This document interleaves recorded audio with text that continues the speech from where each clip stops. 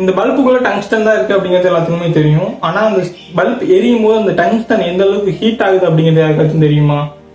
Sorry, எனக்கு தெரியாது. கிட்டத்தட்ட 2500 டிகிரி செல்சியஸுக்கு மேல ஹீட் ஆகும்.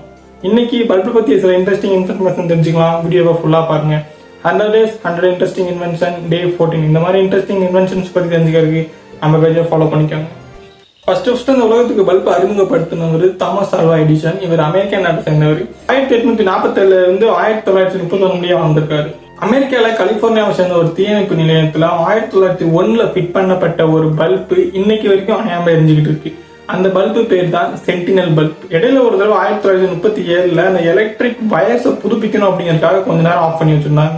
1972 கின்னஸ் புக் இந்த பல்பை தி மோஸ்ட் டியூரபிலிட்டி பல்ப் அப்படின்னு அதிகாரப்பூர்வமா அறிவிச்சாங்க. அதுல இருந்து அணையாம எரிஞ்சிட்டு இருந்த அந்த பல்ப் 2013 அதுவாவே அணைஞ்சிருச்சு. இதெல்லாம் பார்த்த மக்கள் அவ்வளவுதான் இந்த பல்பு செயலிழந்துருச்சுன்னு நினைச்சாங்க.